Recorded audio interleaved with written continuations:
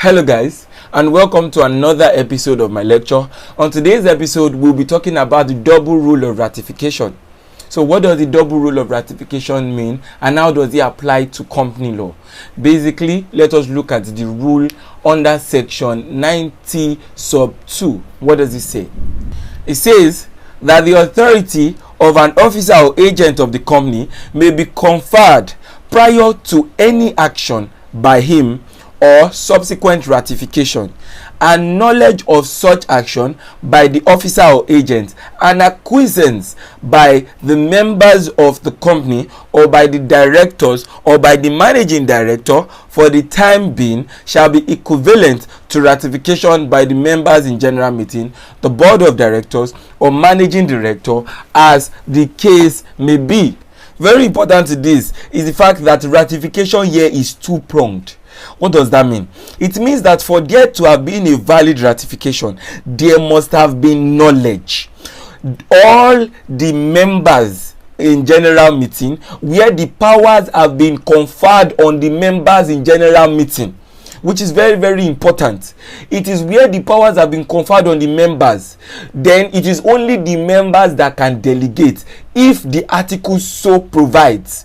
If the articles prohibits them from delegation, then there cannot be delegation, according to our part rule in Freeman and Lockyer. Now, where there has been an authority to delegate, and all the members, for there to be a ratification of the act of any of the officers or any person in the company, all the members in general meeting must have knowledge that that person was acting. That is why they said there must be knowledge. It is the first rule for ratification. There must be knowledge. If the power is in the board of directors, all the directors on the board must also have knowledge. If all the directors do not have knowledge, let us say there are 10 directors, 9 directors had knowledge, but one person did not have knowledge, then the directors did not have knowledge. Do you understand that? And also the managing director, where the power has been vested in the managing director.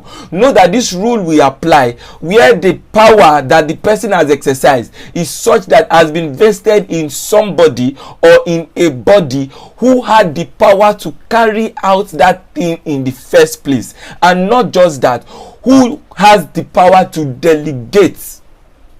Do you understand? So after we have looked at the rule of knowledge, we also need to look at the rule of acquiescence, which means that they must have known, all of them must have known that the person was acting on their behalf, and all of them must also have not done anything to stop the person.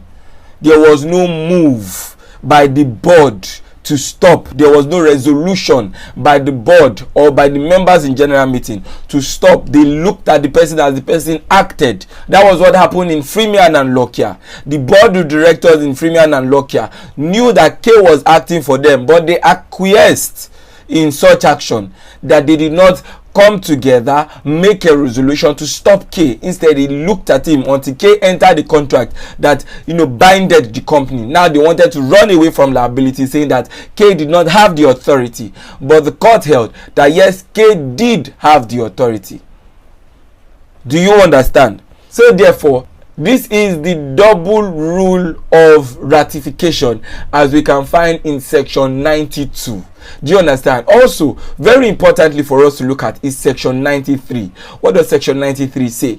It tells us that nothing in this section shall derogate from the vicarious liability of the company for act of his servant while acting within the scope of employment. Now, here in section 91 and 2, we are basically talking about primary liability, direct liability on the company. The act of A should be the act of the company. Do you understand? But 93 is talking about vicarious liability, which means the act of A doesn't necessarily need to be the act of the company, but the company should be liable for the act of A because he was working within the scope of employment. Do you understand? That is tortious. So we have to look at it. I already quoted the 3 elements of vicarious liability in one of my previous videos. You can go back to watch it so that you can get it. The 3 elements of vicarious liability, and that is what will be applicable in this sense. So according to section 93, it is very possible for a company to be vicariously liable as well as, directly liable, where the school was both vicariously liable and directly liable for the act and omissions of the principal lifer. Do you understand? So therefore, that ends my lecture on the liability and act of officers. This is the last thing on act and liability of officers, and we are going to move on to other things, which is the indoor management rule, the rule of constructive notice, and presumption of regularity. I will see you in my next class.